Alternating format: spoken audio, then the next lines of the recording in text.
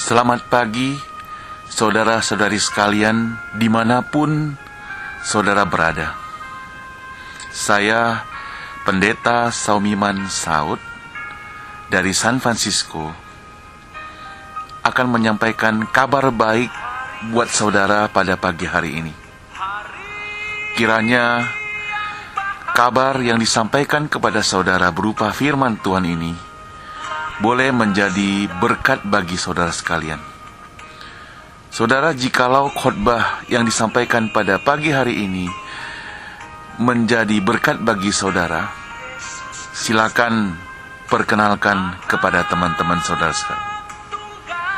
Hubungi saya jikalau saudara hendak berkomunikasi dengan alamat email saumiman@gmail.com. Sekali lagi, saumiman@gmail.com. Kiranya Tuhan memberkati saudara sekalian sepanjang hari ini. Terima kasih, Tuhan memberkati, dan selamat mendengarkan.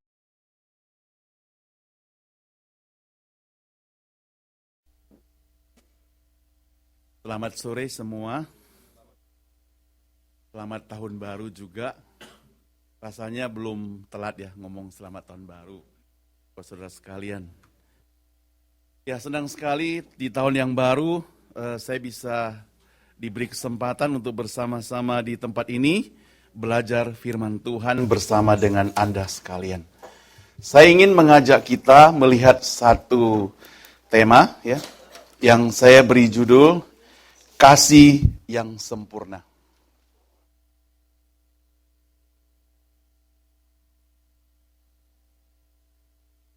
Saudara, pada sore hari ini kita akan sama-sama membuka Alkitab di dalam Mazmur nomor 23. Mazmur nomor 23. Mazmur nomor 23, kita akan lihat ayat pertama sampai ayat yang ke-6. Yang saya beri judul Kasih yang Sempurna. Saya bacakan buat saudara sekalian. Mazmur Daud. Tuhan adalah gembalaku, takkan kekurangan aku. Ia membaringkan aku di padang yang berumput hijau. Ia membimbing aku ke air yang tenang. Ia menyegarkan jiwaku. Ia menuntun aku di jalan yang benar oleh karena namanya. Sekalipun aku berjalan dalam lembah kekelaman, aku tidak takut bahaya. Sebab Engkau besertaku. Gadamu dan tongkatmu itulah yang menghibur aku. Engkau menyediakan hidangan bagiku di hadapan lawanku. Engkau mengurapi kepalaku dengan minyak, pialaku penuh melimpah. Kebajikan dan kemurahan belaka akan mengikuti aku seumur hidupku. Dan aku akan diam dalam rumah Tuhan sepanjang masa. Satu bagian lagi firman Tuhan yang terambil dalam 1 Yohanes 4 ayat 18. Yang tadi sudah kita sama-sama membacanya. 1 Yohanes pasal yang keempat ayat 18. Demikian firman Tuhan. Di dalam kasih tidak ada ketakutan.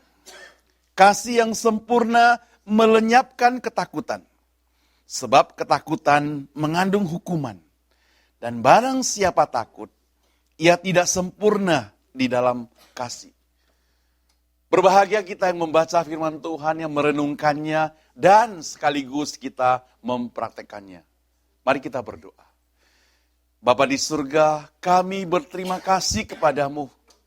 Di tahun yang baru ini kembali kami boleh belajar firman-Mu. Tolonglah Tuhan setiap kami yang sudah hadir. Persiapkan hati dan pikiran kami mempelajari firman Tuhan.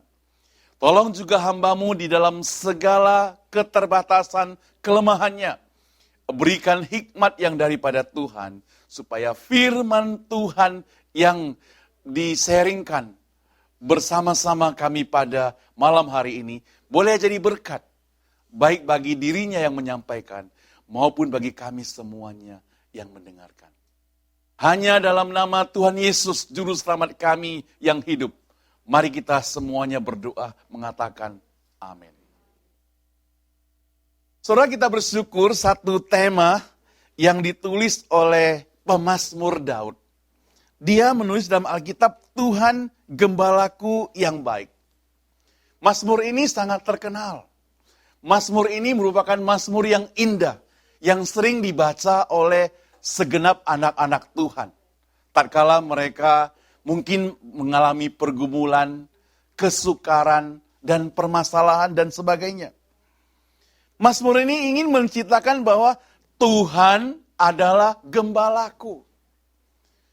Saudara, pengalaman dari Daud itu dia sebagai seorang gembala. Dia mengerti sekali apa itu gembala. Dia mengerti sekali pekerjaannya yang macam mana. Itu sebabnya dia ingin menceritakan kepada kita. Kalau saya perhatikan Alkitab, saudara, gembala itu ada bermacam-macam. Ya paling tidak ada dua macam. Macam pertama, gembala yang sebagai pemilik domba. Gembala yang kedua adalah gembala yang bekerja sebagai staf dari pemilik domba itu. Kalau kita pergi ke toko, di sini ada Ross, ada Messi. Di situ kan ada pemiliknya. Yang mungkin datangnya entah tiap kali atau jarang-jarang sekali. Tapi di situ juga ada orang yang bekerja. Nah, biasanya sebagai orang yang bekerja dengan pemilik, yang lebih setia itu si pemilik. Yang lebih menggebu-gebu mempromosikan barang supaya Anda ini beli pemilik. Si pekerja itu mah santai-santai saja. Maka kalau pernah saya ke Messi, dia masih anjurkan, jangan beli sekarang. Kalau besok kamu datang, bisa diskon lebih banyak. Atau dia katakan lagi, kamu sudah beli sekarang harganya berapa? Nanti kalau kamu gak suka, 2 minggu lagi datang ada turun harganya, kita bisa adjust. Supaya kamu dapat harga yang murah. Barangnya tidak dibawa ke sini gak apa-apa, yang penting resipnya saja gitu. Itu pegawai yang baik. Saudara, bayangkan seandainya kamu, saudara sekalian, menyamar jadi pembeli, datang ke pegawaimu. Ya, dia bilang, Pak, tolong. Kira-kira gimana pegawai itu? Tolong hadap bagian manajer ya. Besok gak usah masuk lagi. Nah, itu pegawai, saudara.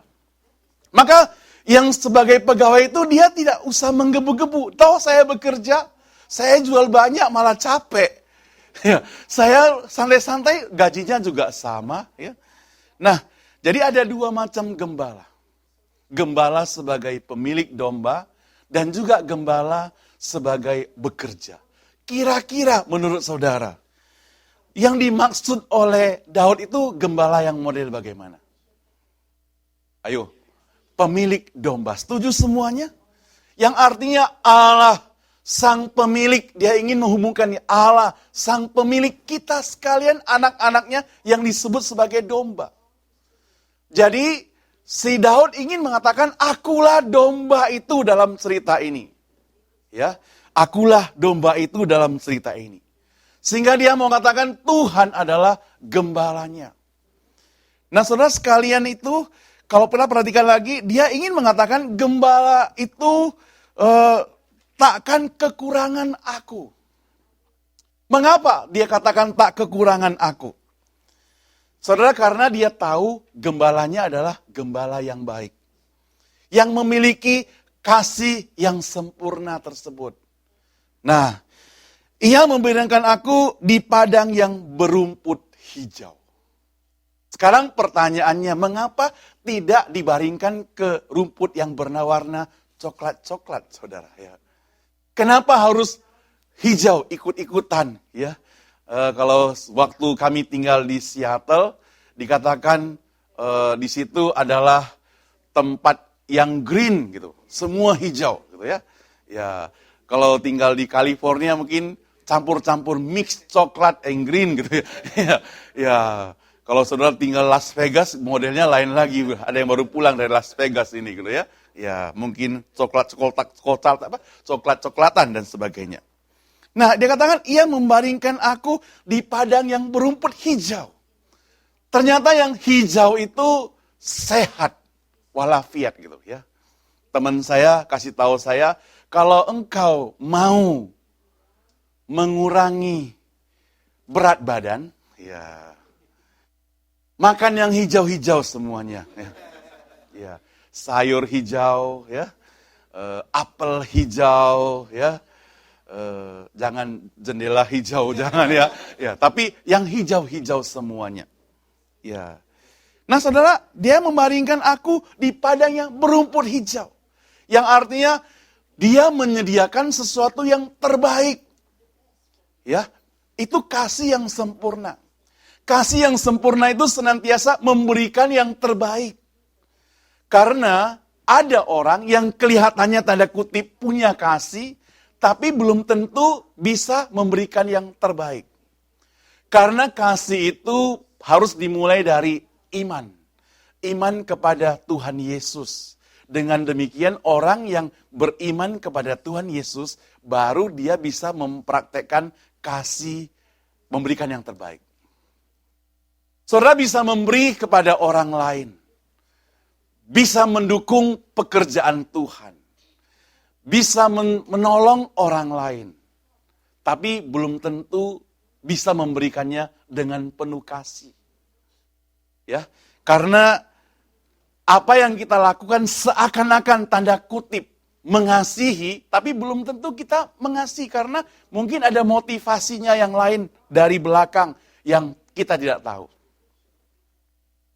Dulu ada seorang pemudi, dia cerita pada saya, kemudian mengeluh tentang kakaknya. Gitu. Dia bilang kakakku itu berubah mengasihi saya. Dulu waktu kami sama-sama di Indonesia, dia sangat sayang pada saya. Lalu saya pikir dia tidak berubah kan ya, kakaknya tinggal di Amerika, lalu dia tinggal di Indonesia. Kakaknya bilang kamu pindahlah ke Amerika. Ya. Nanti pelan-pelan sekolah, cari pekerjaan. Jangan khawatir, tinggal di rumah saya. Sudah ada tersedia, makanan juga tersedia katanya. Wah, dia kemudian mulai jual harta kekayaannya lah. Mobilnya dia jual di Indonesia, pekerjaannya dia berhenti. Siap-siap untuk pindah ke negeri paman SAM. Ya. Pindah ke negeri ini gitu. Sudah pindah di sini, dia sudah mulai menetap beberapa waktu lamanya. Kira-kira sudah 1 bulan yang lewat, sudah lewat, kakaknya mulai ngomong sama dia. Gitu. Kamu tahu gak ya, kita itu tinggal di sini harus bayar mortgage gitu ya. Ya, listrik itu harus dibayar, sudah rumah sendiri memang, tapi harus bayar mortgage dan sebagainya. Ya.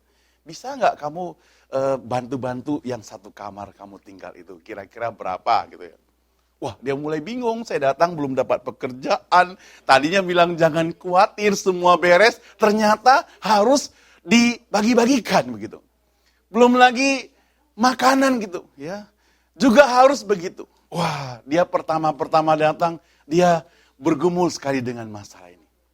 Dia bilang dulu kalau waktu sama-sama di Indonesia, gak dipermasalahkan.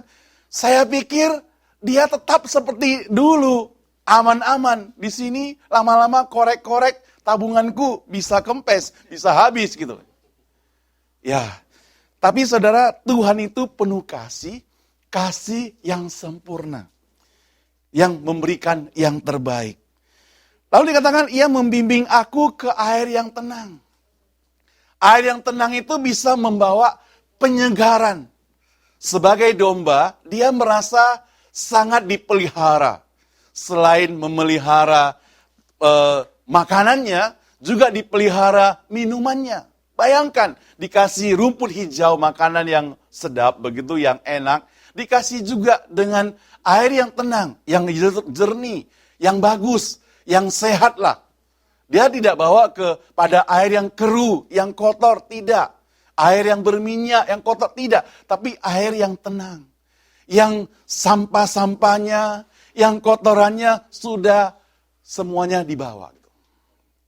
Kalau waktu saya tinggal di Indonesia dulu, waktu sekolah saya itu ada salah satu seminari di atas gunung.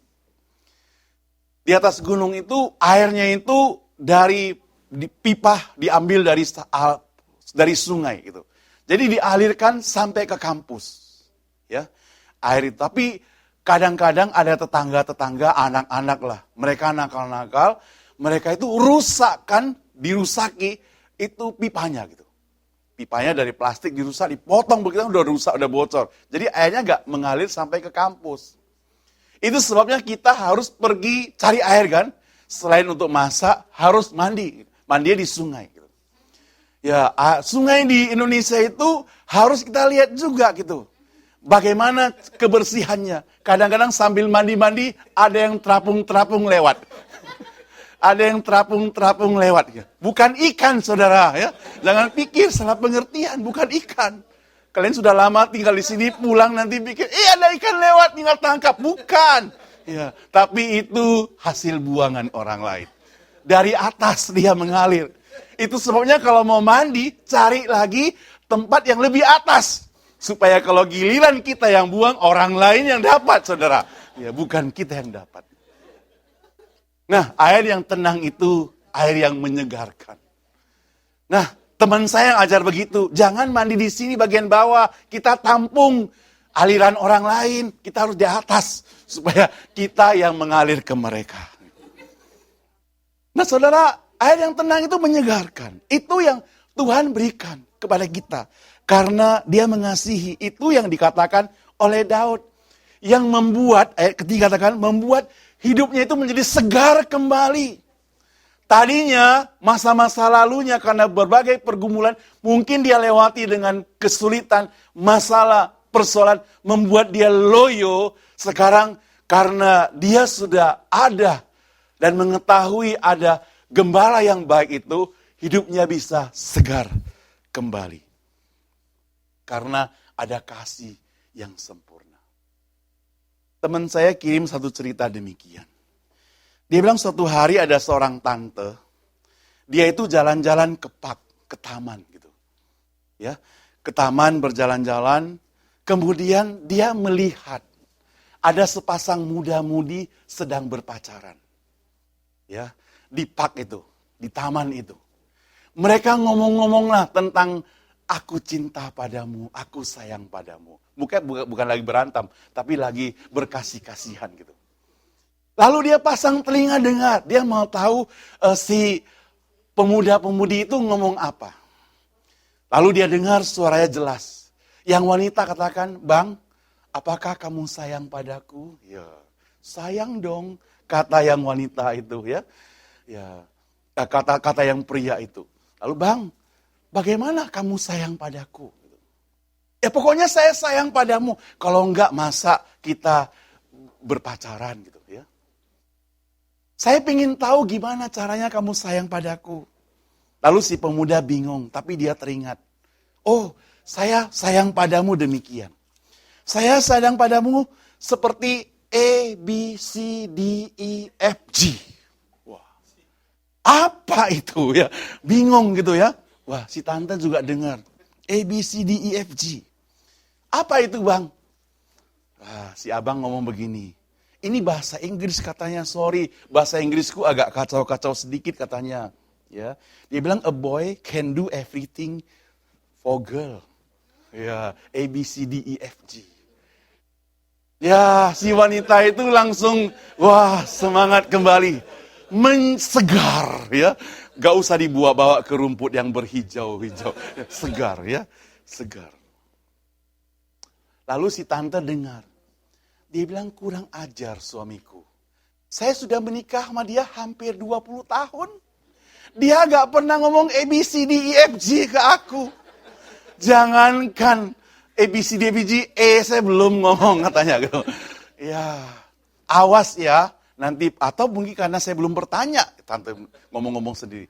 Awas ya, nanti pulang saya akan tanya. Wah, dia pulang cepet-cepet. Cepet-cepet dia mandi. Cepet-cepet dia ganti baju, bersolek dan sebagainya, sediakan makanan untuk suami, tunggu dia. Biasa gak begitu? Biasa tunggu suami pulang pakai long dress, pakai baju tidur gitu. Ya. Tapi sekarang enggak. Beda, ya. Ya, lalu gimana caranya? Dia tunggu suaminya pulang. Ya, dia bilang, "Suamiku, ya. Apa kabar? Baik gitu. Sehat-sehat?" Iyalah ya. Ya. Lalu dia mulailah dengan apa yang dia maksud. "Hai suamiku, apakah kamu sayang padaku?" Suaminya bingung. Dalam hatinya bilang, sakit apa di hari ini ya? Cuma dia gak ngomong apa-apa, diam gitu ya. Ya. Lalu dia ngomong sama, suaminya ngomong lagi sama, istrinya ngomong sama suaminya lagi. "Benar, apakah kamu sayang padaku?" "Sayang dong," kata suaminya. "Kalau enggak, ngapain kita menikah sudah 20 tahun sekarang gitu. Anak kita juga sudah mulai besar." "Lalu bagaimana kamu sayang padaku?" Suaminya bilang bingung ya. Dulu gak pernah tanya, sekarang ada pertanyaan, ini PR baru gitu ya. Ya. Lalu dia bilang, "Oh, saya sayang padamu."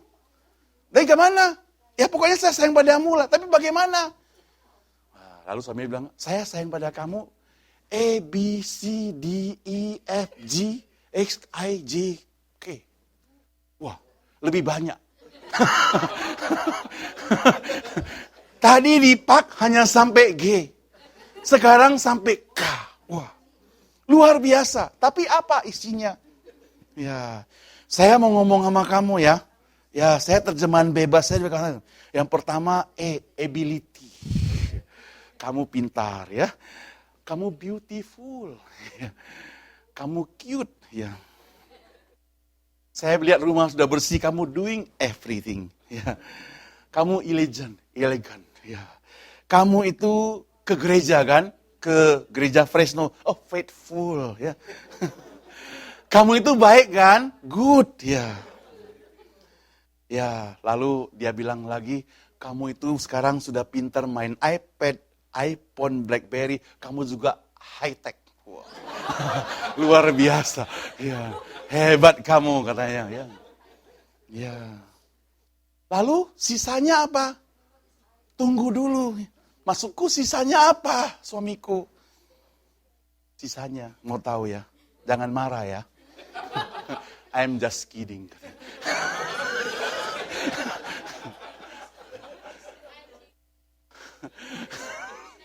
Saudara yang saya kasih Tuhan, Tuhan mengasihi kita dengan kasih yang sempurna.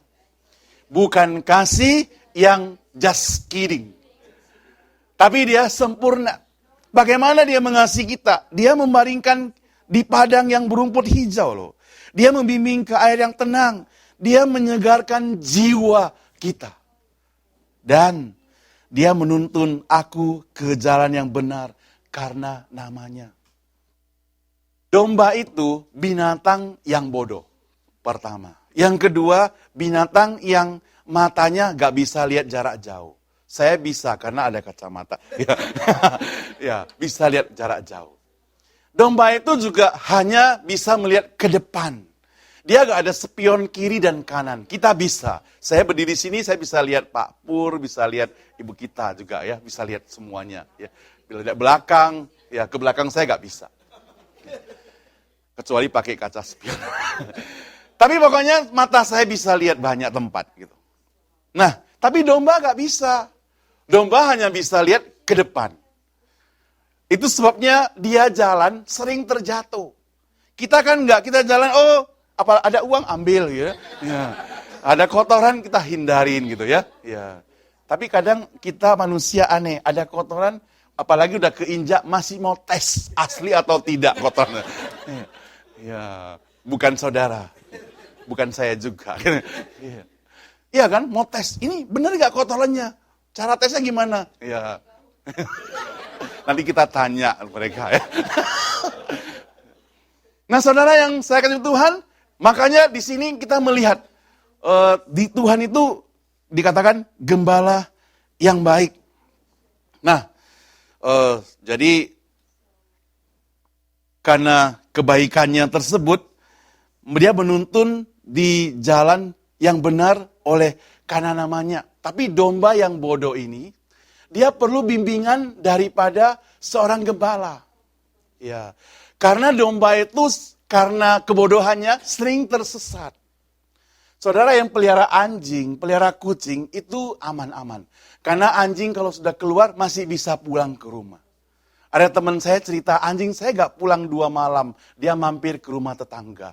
Main-main sama anjing tetangga gitu. Dia sempat mau lapor satpam, tapi gak jadi pulang anjingnya gitu ya. Ya, kucing juga bisa demikian, bisa pulang. Dulu waktu saya kecil, ada tetangga saya itu pelihara anjing. Tapi karena gak baik anjingnya suka gigit orang gitu. Pernah gigit satu orang, orang itu marah, mau tuntut dia berapa begitu, maka dia jengkel, dia mau buang anjingnya. Dia naik becak, pergi jauh, buang anjingnya. Tapi besok anjingnya pulang lagi ke rumah gitu. Ya dia bawa lagi pergi, pulang ke rumah gitu. Itu sebabnya dia gak bisa buang anjing, anjing tahu bisa pulang gitu. Maka dalam itu ada satu cerita humor satu hari, ada seorang bapak, dia itu jengkel kalau istrinya itu pelihara kucing. Ya. Maka dia cari cara untuk melenyapkan kucing itu. Kalau mau bunuh kucingnya kualat gitu ya. Maka dia bawa pergi kucingnya agak jauh. Ya jalan sana belok kiri kanan agak jauh. Dia buang lepas ini. Kucing begitu dilepas langsung lompat kan, apalagi suasana baru, tempat yang baru langsung lompat gitu. Ya dia pun pulang. Begitu dia pulang kucingnya sudah di rumah kembali gitu ya. Iya. Lalu besok-besoknya dia bilang, dia buang lagi agak jauh. Jalan lagi, masuk ke dalam, agak jauh gitu. Ya. Lalu dia buang lagi, pulang lagi ke rumah gitu. Dia bilang kurang ajar kucing ini. Pinter sekali, dia bawa lagi jauh sekali gitu ya. Ya. Tapi dia buang, kucingnya langsung lompat dan menghilang. Tapi sekarang dia yang bingung. Dia gak bisa pulang. Dia kesasar. Gak bisa pulang dia. Dia telepon ke rumah. Hai istriku, mana kucingmu? Ya. Kenapa biasanya kamu gak sentimen sama kucing, hari ini cari kucing saya gitu ya. Iya saya mau tanya mana kucingmu. Ya. Kenapa? Tolong tanya kucingmu, dan mana jalan pulang. Katanya. Domba tidak tahu jalan pulang saudara. Dan dia sering tersesat. Maka firman Tuhan katakan, di sini dia perlu gembala. Ayat keempat katakan, sekalipun aku berjalan dalam lembah kekelaman. Karena di padang gurun, padang pasir itu pasir ada lubang-lubang. Ada batu-batu juga berlubang. Di situ ada sembunyi ular-ular berbisa. Kalau si gembala membawa dombanya keluar, kemudian membawa dia ke tempat rumput yang hijau, membawa dia ke air yang tenang, dia akan lewati padang tersebut yang di situ berisi lubang-lubang. Kalau misalnya si domba menginjak lubang tersebut dan ular yang berbisa mematuk kakinya, domba itu bisa mati. Itu sebabnya maka dia perlu hati-hati. Karena ada gembala yang sangat mengasihi dombanya, maka si domba itu begitu percaya diri. Dia rela ikut, tidak takut bahaya. Maka coba kalau gembalanya itu jahat. Ada teman saya cerita begini, anaknya sempat trauma dengan susternya. Karena susternya itu begitu kejam, jahat gitu ya. Mungkin suka marah-marah anaknya, takut-takuti dan sebagainya. Sampai anaknya trauma begitu lihat suster nangis gitu ya. Dia suster nangis. Tapi kalau suster yang baik, dia senang sama susternya. Lihat mamanya nangis, dia mau nangis ya. Karena mamanya yang jahat gitu. Sering tinggalkan dia gitu. Nah ini susternya jahat. Maka dia takut. Nah gembala ini baik. Sehingga domba itu tidak takut. Gembala yang baik itu tahu nama-nama domba-dombanya loh. Ya mungkin dia kasih dombanya si puntung. Yang artinya buntutnya puntung gitu ya. Ya kalau dia ada warna hitam, si hitam begitu ya, mungkin dombanya namanya demikian. Apalagi si jambul ya, dombanya yang namanya jambul. Si gendut gitu ya, ya dombanya yang gendut gitu. Nah, ada nama-namanya. Dan domba itu juga mengetahui suara gembalanya.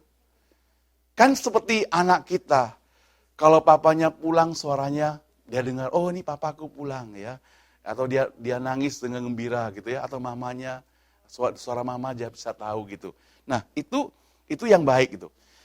Nah si domba tidak takut bahaya.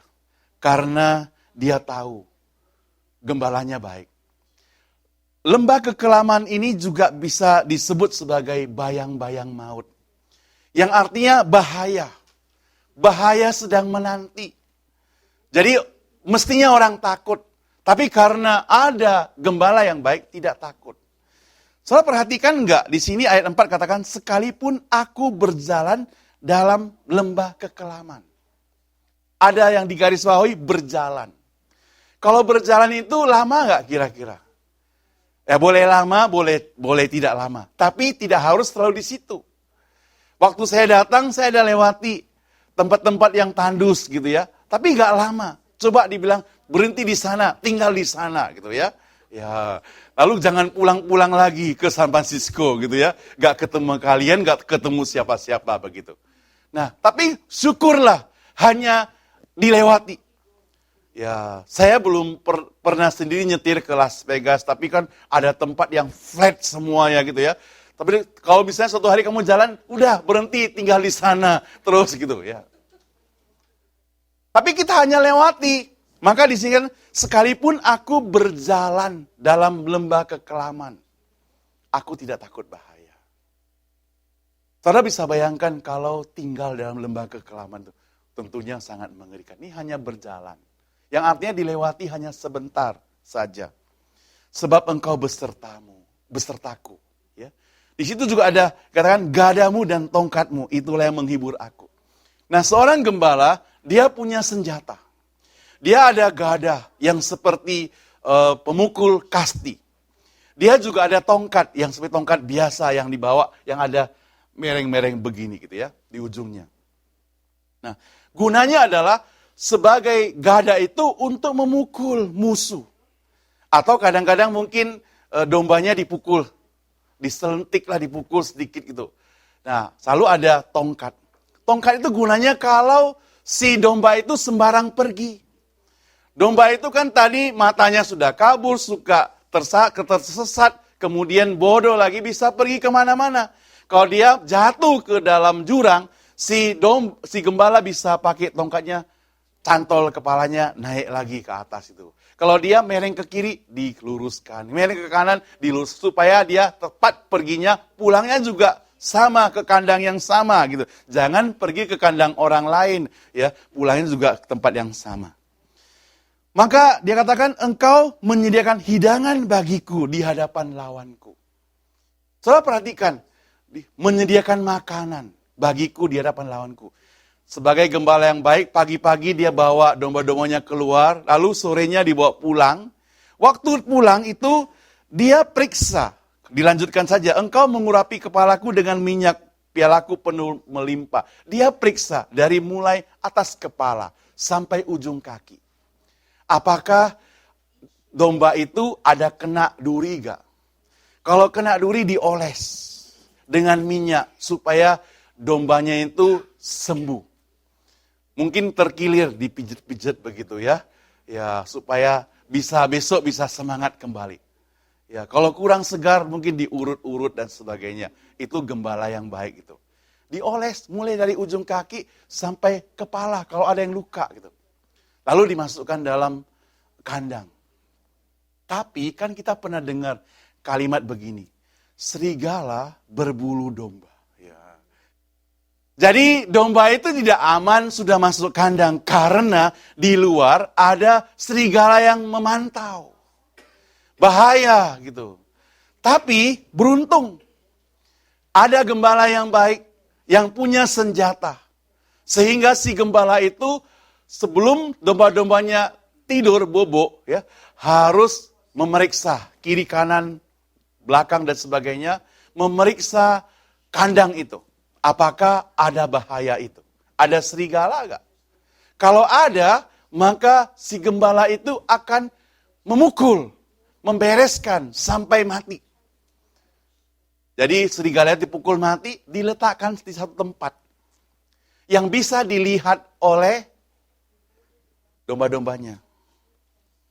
Anak saya waktu kecil, ya, yang besar, dia takut sama laba-laba. Ya. Celakanya di Amerika juga kadang-kadang ada laba-laba, gitu ya.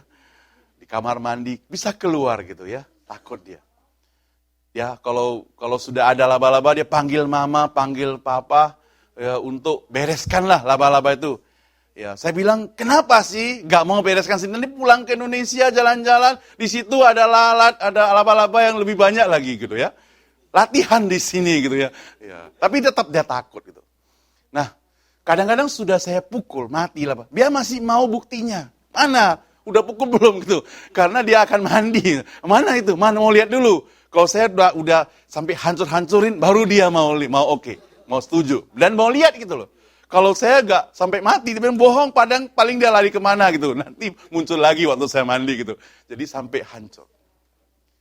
Nah di sini ada cerita, engkau menyediakan hidangan bagiku di hadapan lawanku. Yang artinya, serigala itu sudah dimatikan dan ditaruh setempat dan domba-domba itu lihat. Sehingga malam itu mereka bisa tidur dengan nyenyak. Betul sudah mati kok, kami sudah lihat. Kami sudah lihat, sudah dikalahkan. Nah, maka dikatakan kebajikan dan kemurahan berlaku, akan mengikuti aku seumur hidupku. Dan aku akan diam dalam rumah Tuhan sepanjang masa. Kebajikan Tuhan seumur hidupku. Nah, luar biasa kan, ini kasih yang sempurna. Maka aku akan diam dalam rumah Tuhan sepanjang masa. Saudara, apa yang bisa kita pelajari? Banyak lagi bisa diuraikan sebenarnya dari Mazmur 23 ini. Yang tadinya kita mungkin hanya baca, nyanyi, tapi ternyata luas sekali pengertiannya. Yang bisa kita pelajari dengan kasih yang sempurna adalah Tuhan kita itu sangat baik. Dia memimpin Anda dan saya melewati tahun 2011. Sekarang memasuki tahun 2012. Di sana ada lembah kekelaman? Ada. Di sana ada bahaya? Ada. Ada kesulitan? Ada. Ada masalah? Ada. Ada persoalan? Ada hal-hal yang menakutkan? Ada. Tapi kita lewati. Kita hanya diminta berjalan. Dan saudara sudah taat kan? Sudah jalani kan? Sudah lewat. Sulit gak? Sulit. Sedih gak waktu itu? Sedih. Bisa nangis gak? Bisa. Bisa menderita nggak? Bisa. Sakit nggak? Sakit. Lewati. Sepanjang tahun itu kita lewati. Dan bersyukur. Kita masuk tahun yang baru. Masih ada jalan ke depan. Nah, mengapa kita bisa lewati semuanya itu? Karena ada kebajikan dan kemurahan Tuhan yang selalu mengikuti aku dan engkau sekalian. Dia mengikuti kita. Sepanjang waktu. Yang lalu kan saya tanya saudara waktu datang sini. Saudara datang sini bawa berapa koper? Saya bilang 2. Sekarang berapa? Gak tahu jumlahnya. Saking koper kan banyak sekali gitu. Karena Tuhan memberkati saudara sekalian. Amin saudara. Inilah Tuhan gembala kita yang baik. Yang menjaga, memelihara kita. Maka Daud katakan, dan aku akan diam di rumah Tuhan sepanjang masa. Artinya apa? Artinya Daud katakan, aku mengalami kasih Tuhan yang luar biasa itu. Tekadku adalah tetap setia kepada Tuhan. Karena Tuhan itu Tuhan yang baik. Yang jahat itu orang-orang yang tanda kutip, beberapa lah gak semua, mengaku anak Tuhan. Kadang-kadang bisa jahat. Kepada saudara dan kepada saya. Maka marilah kita sebagai anak Tuhan, yang mengalami kasih Tuhan, mau memasuki masa depan, esok kita, jalani dengan penuh kasih. Kasih yang sempurna, yang daripada Tuhan. Bukan just kidding. Ya. Bukan just kidding, saudara. Ya, mari kita berdoa.